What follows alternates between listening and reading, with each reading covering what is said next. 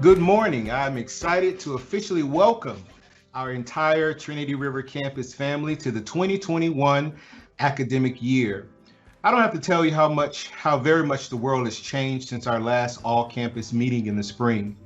We're all living, working, and connecting differently than 6 months ago. In fact, comfort zones have shifted and we continue to face numerous challenges.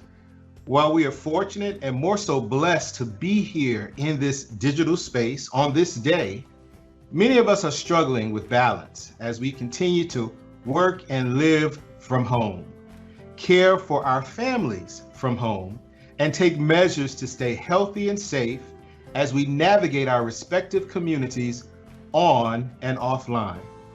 While times are stressful, I am hopeful. I believe you are too.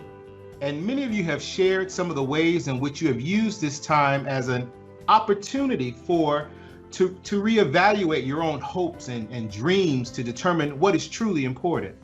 With renewed introspection, we are beginning to learn how to best utilize our gifts and talents in new ways. That may mean establishing new goals, revisiting personal happiness and gratitude, and even redefining our philosophy of success. I love to paraphrase one of Maya Angelou's quotes where she suggests that we can be changed by what happens to us, but we refuse to be reduced by it. And many of you have done just that. Through it all, we have seen true heroes in selflessness shown by our healthcare workers, our sign language interpreters, our emergency responders, many of whom were trained by many of you right here at our campus, many of whom sat in your classes or were advised by you.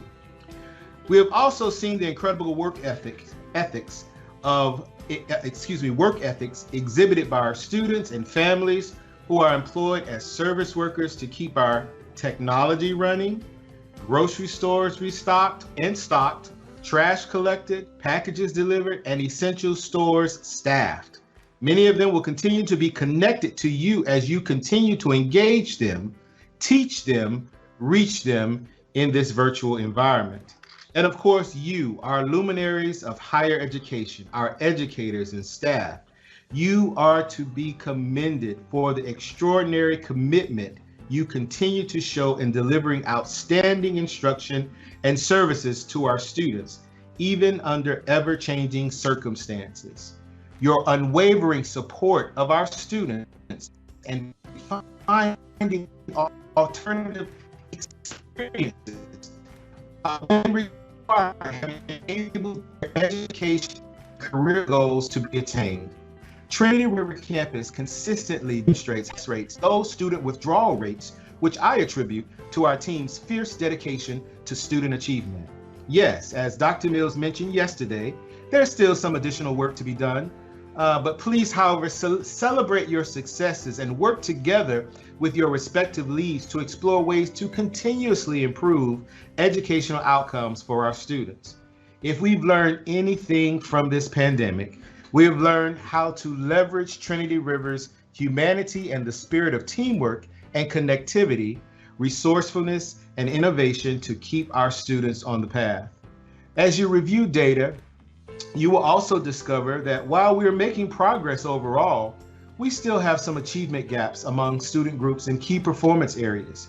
And the outcomes stemming from the 3G 8P strategic work will allow not only Trinity River, but also the college to re-examine our systems and structures that may be barriers to students or to the success of our students. And if you would like to know more about the outcomes to date and the work that we're doing, please join me tomorrow for a virtual conversation about the work. You know, when technology posed a barrier to access for our students, TCC stepped in to ensure our students had the resources they needed to be successful. Some barriers, however, are not as easily removed, and this pandemic has certainly shed light on some inequities that many of our students face. I already mentioned the digital divide, and later this afternoon, you will have an opportunity to participate in what has been a national conversation about social justice, what it is and is not, and implications for teaching and learning. TR's conversation will be facilitated by TR's Faculty Association President, Karina White, and sociology professor, Dr. Wafiq Sabir, with guests from our neighboring universities. I implore each one of you to look at how we can individually and collectively do better this academic year for our students, families, workplace, and community, and for humanity overall. Be the change you want to see in everyone. Be inspired by those who continue to have a positive outlook and make changes that will make this world a better place for us all. Do not let 2020 be defined by the COVID-19 pandemic. Instead, let this be a year based on how you helped to bring forward a spirit of accomplishment and excellence for the benefit of everyone. I hope this year's Connections Week serves to ignite new ideas for accomplishing this. I hope you are as eager as I am to get started on what I am certain will be an outstanding academic year. During this week, we will recognize faculty and staff for their accomplishments and above and beyond efforts during the 2019-2020 academic year. We'll showcase campus updates and encourage conversations on how to find dynamic ways to engage our students and our community virtually. We are also connecting once again with what's becoming a very popular Toro Tuesday Live at TR event at noon, and it will be full of surprises and, of course, music. Again, I thank you for being such a valued part of the TCC Trinity River campus family. And at this time, I would like to turn the program over to Dr. Pete Portillo, who has graciously agreed to serve as the Interim Executive Director of Community Education and Engagement. He will provide information about upcoming events as well as the future direction of the department. Take it away, Dr. Portillo. Thank you, Dr. Madison, for that morning welcome. As you said, my name is Pete Portillo, and I want to begin by sharing with you that I'm celebrating 15 years here at Tarrant County College. Now, I know that because I recently received an email from Human Resources asking me to select my gift that I would have received at the Chancellor's Breakfast, but we'll see when I'll receive it now. So a virtual high five for any of you also celebrating one of the 5-year milestones at TCC. So all that to say that I have served our community for many years. I have served as a tutor, a mentor, an academic advisor, coordinator in the registrar's office, and as of June, I now serve the community as the Interim Executive Director of Community Education and Engagement. From this role, I have the pleasure of providing you with an update on the CEE division. I will share information about our personal enrichment youth programs, our senior education offerings, some community partnerships, and lastly, what the future has in store for CEE. But before I let you know where we are going, I first have to let you know where we've been. As we were approaching spring break, the CEE division was getting prepared for everyone's favorite, College for Kids. Now, if you are new or College for Kids sounds foreign to you, then we need to talk, because I believe College for Kids is one example of how TCC plants the seed early in a child's life about going to college. It really places them on the guided pathway and begins to create a sense of belonging and comfort on a college campus, which for first-generation students is crucial to their development. So in our planning, we had a big obstacle to overcome. What color tape to line the hallways with? Just kidding. I was just checking to see if you're still with me. As COVID-19 began to affect our daily lives, we did have to get creative in how we would deliver our instruction, which was traditionally been face-to-face. While we did have to cancel some, we were still able to produce course offerings in a virtual environment. Now, an example of how to successfully keep students engaged with hands-on activities in this virtual environment will be highlighted by Dr. Sofia Garcia and Ms. Elisa Lopez during our 2:15 breakout session. Shameless plug number 1. So our division also partnered with the Boys and Girls Clubs of Fort Worth as they coordinated camps for middle and high school students from our community. One camp focused on 3D printing and one focused on the video game industry. Does esports ring a bell for anyone? Okay, shameless plug number 2. I am on the advisory panel for the Integrated Student Success Model, or ISSM, principle, and my team is researching how to bring esports to TCC. So if you have any interest in esports or any knowledge that you want to share, please shoot me an email. But we also partnered with L. Clifford Davis on a legal camp for high school students. The highlight for this camp was the experience and exposure they received in a legal environment. These high school students were tasked with presenting opening and closing statements to a panel, similar to those they would find in a courtroom. Now, while everybody did get a TCC t-shirt, the grand prize for the winner was a $1,000 scholarship. Moving on to our senior community, they have also embraced virtual learning. So while we did have benefits, students were no longer limited by distance, transportation, or campus locations. Going virtual allows students to choose course offerings at any of our 6 campuses.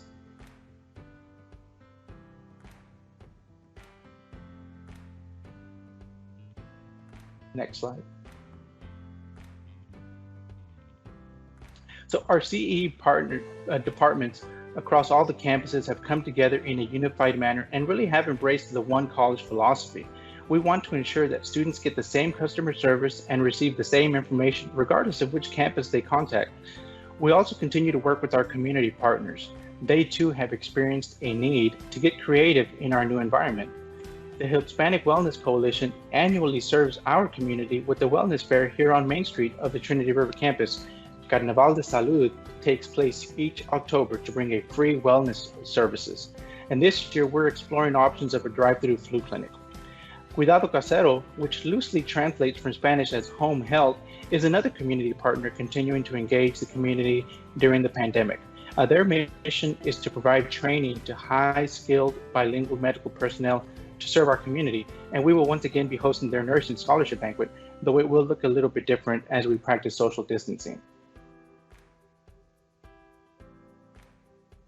And lastly, I wanted to inform everyone about the realignment of workforce services into the Community Education and Engagement Division. Throughout the summer, CEE has been working with workforce services in realignment. The purpose is to promote better integration and pathways for adult learners who are retooling to enter or advance in the new economy. We also aim to meet avocational education and enrichment needs of the community. The realignment is currently a work in progress, but we plan to finalize the realignment very soon. Now, staying on the topic of community, I am delighted to introduce to you one of our community leaders and entrepreneur, Carlo Capua. Carlo is the co-founder of Z's Cafe, a social enterprise catering company in Fort Worth, Texas. Over the past 10 years, they have put 165 low-income men and women back to work, helping build job skills to return to the workforce. In 2017, Z's Cafe was named Fort Worth's Small Business of the Year. So another virtual high five to Mr. Capua. Carlo graduated from TCU in 2000 with a business degree. After graduation, he spent 7 years teaching English in Japan and Mexico, and he is currently studying his master's in international relations from Harvard University and also serves as the president of the Rotary Club of Fort Worth. Now, Carlo speaks fluent Japanese and Spanish and has completed 18 full marathons, one of them in North Korea, and also an Ironman triathlon. In 2019, he was named Businessman of the Year by the Fort Worth Hispanic Chamber of Commerce, and he is most proud of being married to Dr. Rachel Capua, a former TCC employee and lifelong supporter. Now, I want to share one more thing about Mr. Capua's bio that he didn't know was coming. And really, I wasn't aware of it until I was researching Mr. Capua's bio and I saw his picture. So this is not the first time meeting Carlo. And I'll bet that he doesn't remember me, but he might remember the occasion. So the year was 1998. So think, what were you doing back in 1998? This was 22 years ago.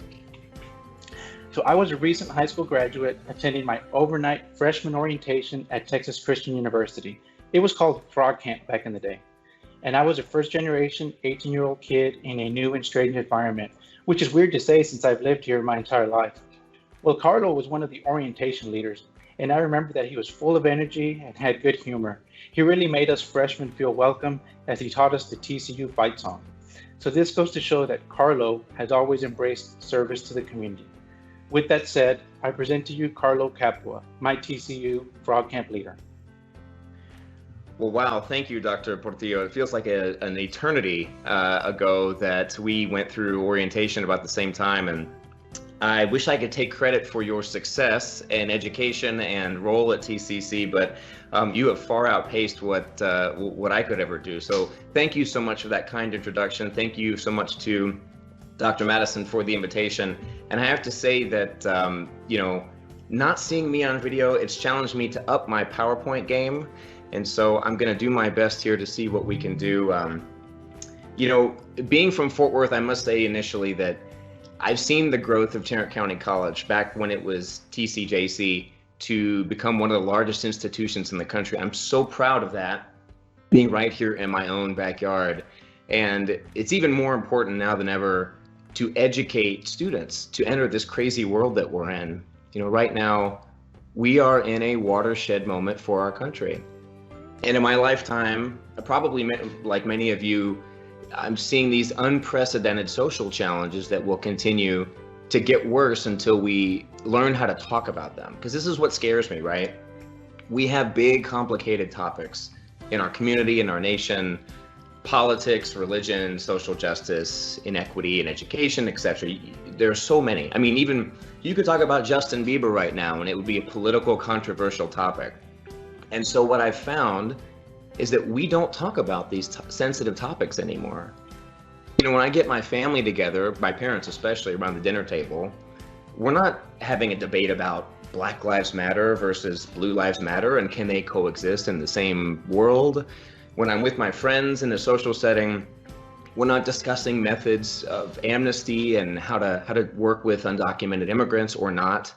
So this begs the question, if we as community leaders and educators are not having these critical conversations, then how can we ever expect to move the ball down the field on these controversial topics? And, I'll paraphrase it in the words of the late, great Congressman John Lewis: if not us, then who?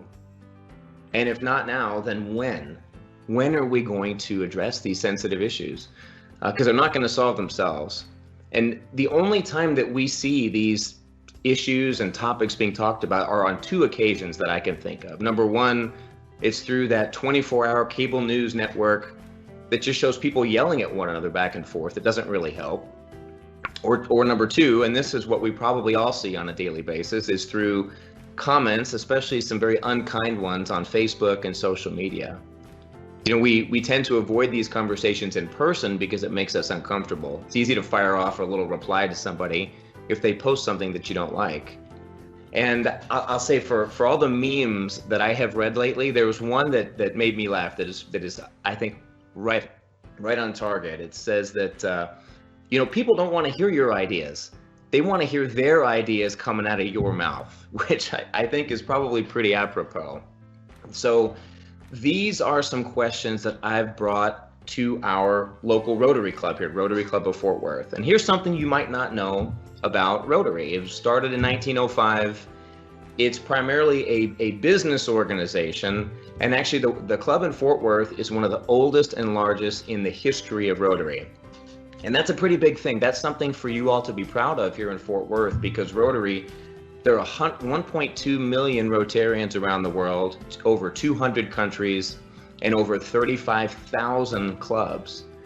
And the biggest thing that this organization has tackled is polio. And probably most of you maybe aren't that familiar with polio, and that's precisely why it's worked, because you don't see it much in the world anymore. So here's an example of when you get a large group of leaders together to focus on a problem, you can make great strides.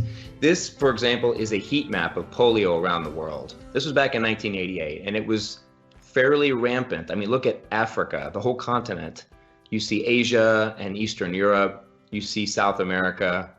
It was prevalent in 88 countries. And now fast forward, polio now, 30 years later, this is where we are.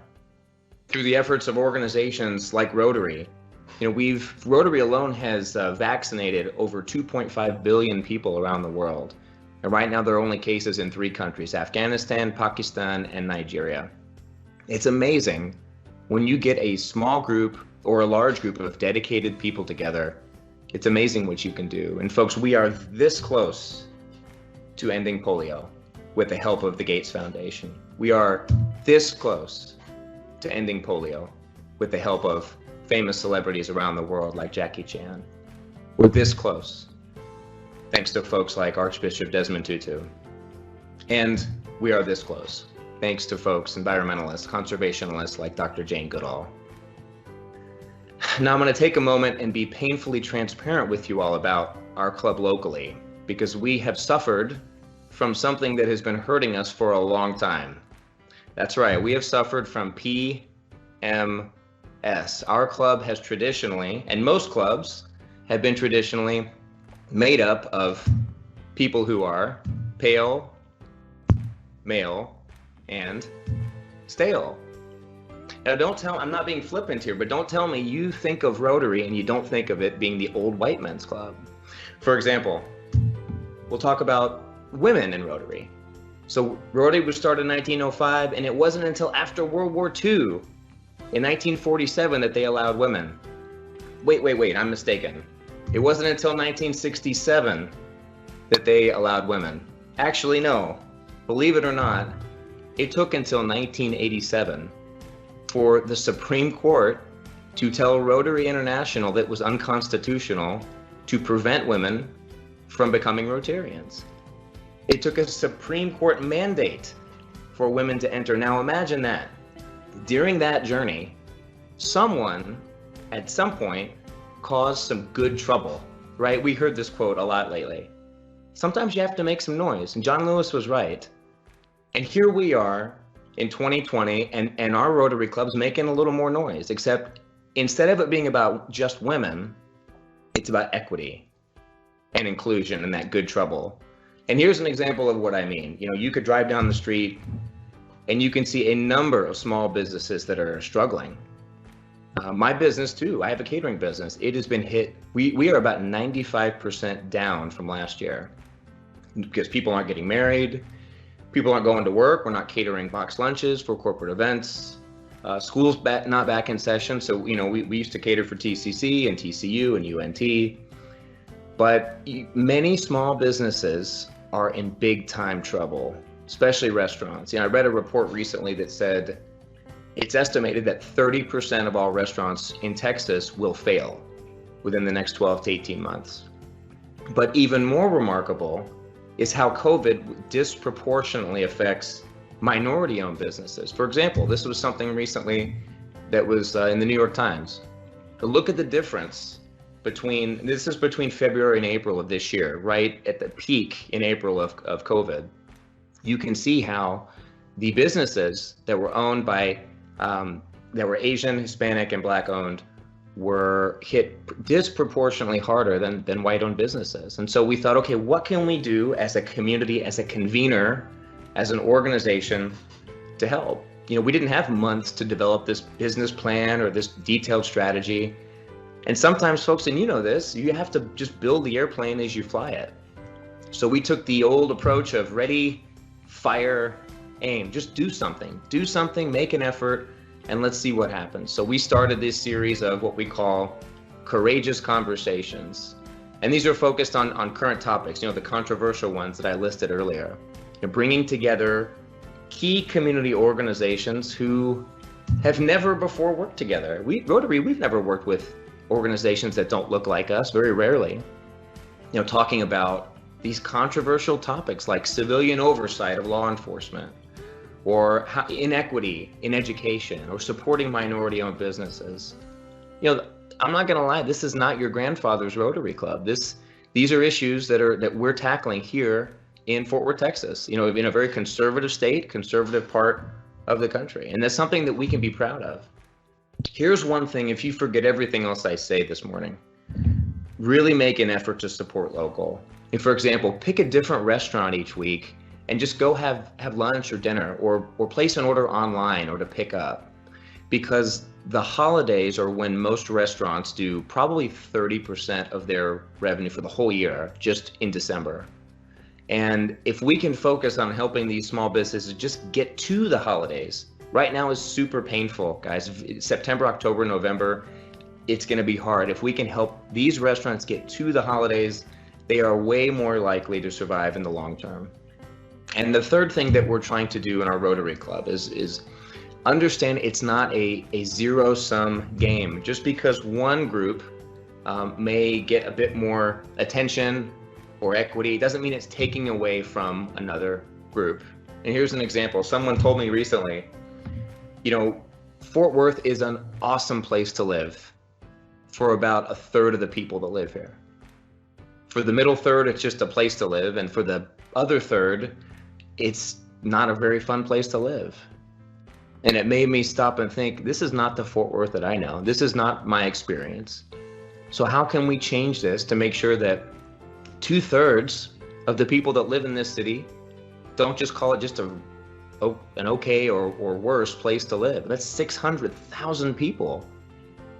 So here's kind of what I mean. We have something that is the hallmark of Rotary. We call it the 4-way test. And this is the founding principle of the things that we think or say or do. And I've noticed actually that Rotary and TCC could be first cousins because you have something very similar to this. In Rotary, we ask 4 questions to make decisions. Number 1, is it the truth? Number 2, is it fair to all concerned? Number 3, does it build goodwill and better friendships? And number 4, is it beneficial to all concerned? That's something that we try to make every decision, whether it's what we talk about, how we treat people, how we run our businesses. And I noticed that TCC, you have a similar vision and values. When my wife worked at TCC, this was one of her big programs and projects. I've seen the banners when I walk through your campus, going from the garage on the 4th floor that mysteriously connects to the building on the 3rd floor. I still haven't figured it out. But I know that when I walk through that 4th floor with the action meeting rooms, the action suites, I see the posters. And it's one college, all together to provide a successful experience for the students. It's helping students become ready, putting students at the core of everything that you do, programs and services. And finally, and this is where we are very connected with Rotary, it's serving the community. That is so important.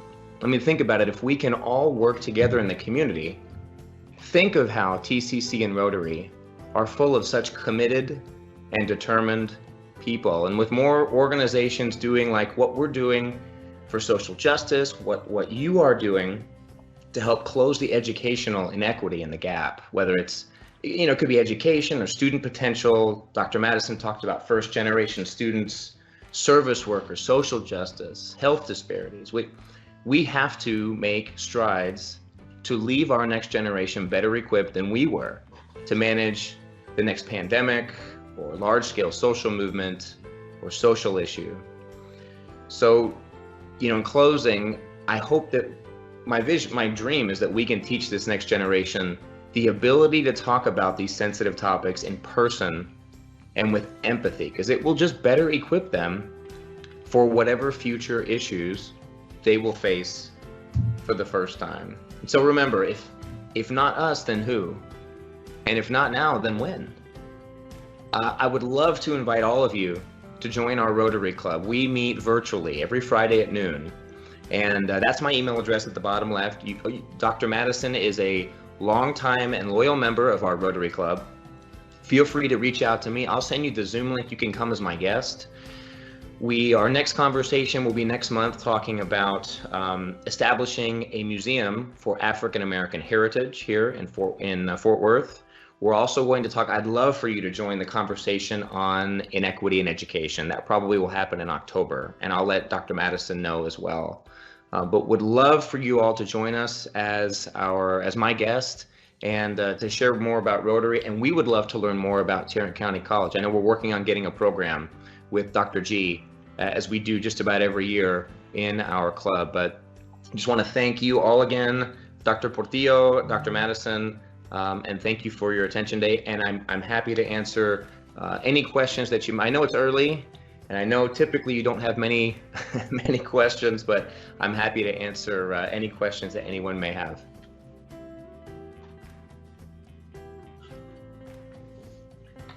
Mr. Capua, thank you so much for that information and that presentation. It was phenomenal. There is one question that has come into the chat area, the Q&A area, and this question is, what is the best way to get involved if you don't have a lot of time? So good question. Is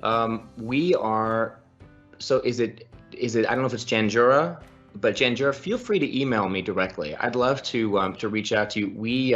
We'd love for you just to join, so we host our meetings through Zoom, and I'm happy to send you the Zoom link. We also have the meetings broadcast on Facebook, but I think the main goal for these courageous conversations we're doing, and as part of our Rotary Club, is to equip our members and just anyone who wants to watch to be better informed, because we fall into this trap of believing everything that we read, everything that our friends post, everything that whatever our favorite news channel is. We believe a lot of what we read, and we don't know necessarily if it's true or not. And then again, there's fake news. There's so many issues, but I think bringing it down to a personal level, hearing from the people who live this every day. You know, we talked about police oversight, community oversight of civilian law. Well, I'm not a police officer, and I'm not an elected official. So we invited the city police monitor. We invited the president of the Police Officers Association, and we invited an elected official to all come and have a conversation with civility, dignity, and respect. And it's amazing if you can set that tone, even if it's around your dinner table with your kids or with your spouse, if you can set that tone of having a conversation on a controversial topic with civility, dignity, and respect, you're setting the tone for the next generation. If your children can see you having that kind of conversation, then I think eventually we can move mountains. Mr. Capua, another question that we have there is, what has been the most rewarding thing you have been able to accomplish via the Rotary Club of Fort Worth? Sure. So Fort Worth we have 9 different sister cities around the world. And one of those sister cities is in Eswatini. It's in the tiny little country. It's used to be called Swaziland. It's down in the very southern tip of Africa, sandwiched between South Africa and Mozambique. And actually, the funny thing is the country used to be called Swaziland, and the king there was so frustrated with people confusing Swaziland with Switzerland, he renamed the country Eswatini. And so we have a sister city partnership with them, which means we send students back and forth and teachers back and forth every year. So 2 years ago, we realized there was a big issue with health. And imagine if you were immobile and you couldn't afford crutches, much less a wheelchair. How do you get around? So we raised enough money to take 200 wheelchairs over to our sister city in Eswatini. And people who, I tell you, seeing people who spent their whole lives living on the floor, literally, now get a wheelchair, be able to move around. It was unbelievable. Not only did we give wheelchairs, but we also set up a wheelchair and a bicycle repair shop in the city. So if the wheelchair breaks, well, somebody knows how to fix it. And we trained people who were in wheelchairs to learn how to fix their wheelchairs, fix their bicycles, creating jobs for the community. That is something I'm very, very proud of for our club. And it's powerful to think that you may live 6,000 miles away from someone, but it doesn't mean you can't have a significant impact on your life or them on your life. Great question. Thank you, Deepa. Mr. Capua, we have a couple more that have come in, and so there is a mention that there is the Lenora Rolla Heritage Center in Fort Worth, and so the question is, how will your museum be different, or will you be working with the Rolla Heritage Center? Have there been any conversations there? Well, that's the plan, is to work with that Heritage Center to see, okay, how can we best support. I mean, we're not planning on a new museum. It's to support the initial the conversation that's currently happening, and bringing together key folks and the key players and the Rotary Club to better inform our members and support exactly what's happening, and support exactly the attempt to grab sort of the motivation for that to happen. And so that's forthcoming in the next month or so. And one more question here, and remember everyone, if you do have a question, please post it in the Q&A. We have a little bit of time to address those. And so it was mentioned here that a daughter just finished the Summer Sister Cities program for youth. And they mentioned it was awesome to partner with the Rotary Club of Fort Worth. But the question is, how can youth become involved with the Rotary Club? Well, Christy, I'm so glad to hear that your daughter was in the International Leadership Academy. You know, I was in that same program back in 1993, and it totally changed my life. You know, for any of you folks out there with junior high or high school age, either kids or grandkids or nieces or nephews, Sister Cities has an awesome summer program every year. We bring students from all 9 of our Sister Cities high school students together in the spirit of global problem solving, building friendships. So if you're interested, then feel free to send me an email. You can also go to the Sister Cities website. You know, Fort Worth, we actually just won the award of the top Sister Cities program in the world. So thank you for sending your daughter through that. As a follow-up, there's an alumni program for Sister Cities youth who have been involved. So I'd encourage you to reach out to Beth or May at Sister Cities and ask, how can I keep my students involved? Within Rotary, we have a program called Rotaract, and it's kind of like a young professionals program for Rotary, for folks who maybe have graduated high school, are in their 20s or 30s and maybe they aren't in a management position in their company. And I see, Christy, you said it changed her life, totally changed mine. And what we see is when students, especially at a high school age, when they have an international experience, whether it's going to another country or making friends with international students, it's incredible. We see them go to college, and most of the time we see them major in a foreign language or study abroad or choose a major that has an international emphasis, and it totally changes the trajectory of their lives. So that's a big plug. And I'll tell you, I'll finish with this. The Secretary of Defense about 10 years ago said, if diplomacy ever fails, then I need more bullets. I mean, think about that. That's huge. And if we can encourage our students, especially at a young age, to make just one friend with a student in another country, that when they grow up, they will be much less likely to want to go to war with one another. That is a powerful statement. It starts with the next generation. And I thank all of you, the educators, the unsung heroes who are equipping and prepping students to become key stakeholders and influencers in our community.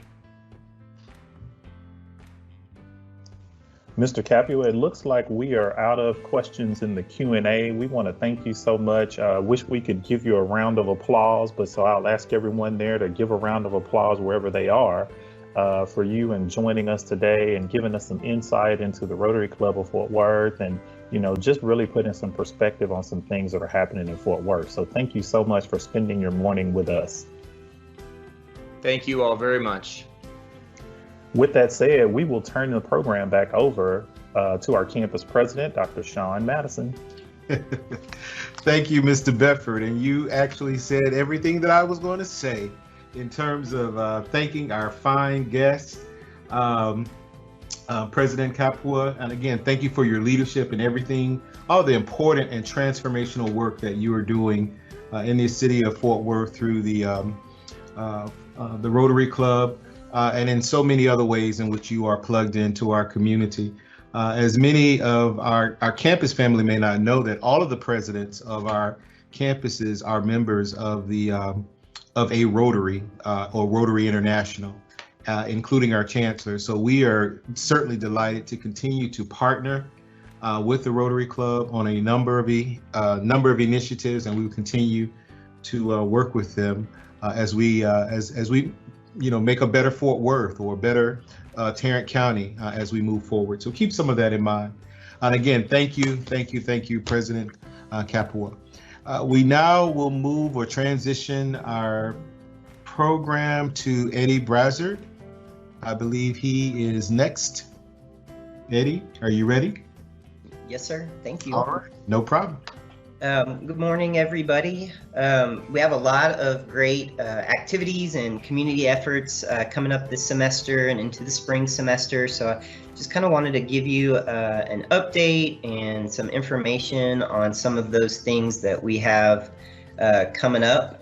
There's no shortage of virtual opportunities and efforts, that they're all maintaining proper protocols, social distancing standards. So, we want to be safe with the activities that we put out there to our students, and our community is really doing the same. So those activities and those opportunities that we're putting out there are really great for our students, and we'll get them out in the community and helping out for sure. So please, if you have students that are interested in service, if you have students coming to you asking about volunteer hours, wanting to beef up that transfer application, please send them our way. Please send them student activities. Please send them to me. I'm happy to get them involved and connected to the community.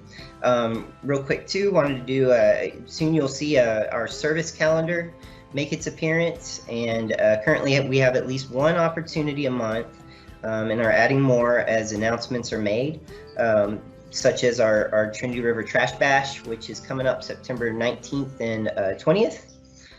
So real quick, I just wanted to run through a couple of our opportunities for you and give you a little insight on what we have planned. LibriVox is a virtual opportunity where students can record themselves reading public domain books.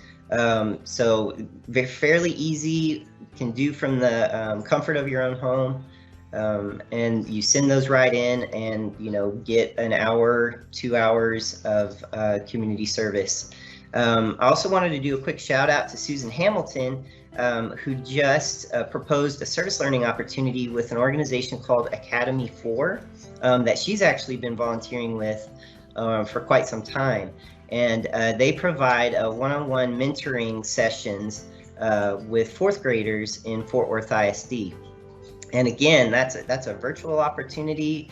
They're doing a web chat, kind of helping with homework, providing encouraging, conversations. So I thought that was really cool, and we're looking forward to setting that up for this fall.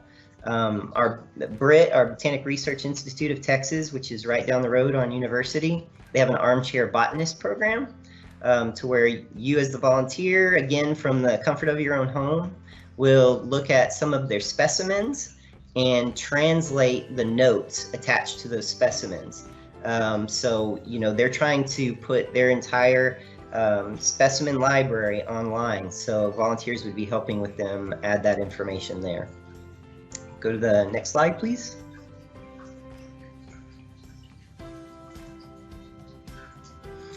Sixty and Better is an organization that we've recently worked with, where volunteers wrote enriching letters, supportive letters to some of our older adults who may not be able to, get out much during this pandemic.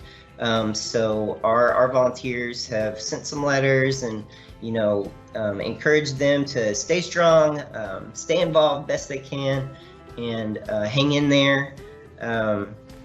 And so this next one, Zooniverse, is really interesting as well. Volunteers can participate in research projects from around the world. A volunteer logs into Zooniverse and they can search by subject area. So biology, chemistry, there's some English, there are all kinds of different areas where our volunteers could support research projects happening all around the world.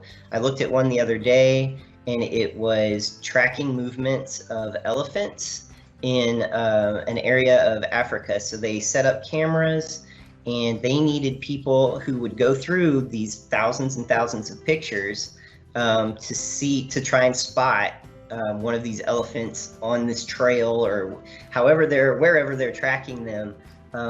They needed people to go through there and spot those elephants and mark them on all of these thousands of pictures that have been taken.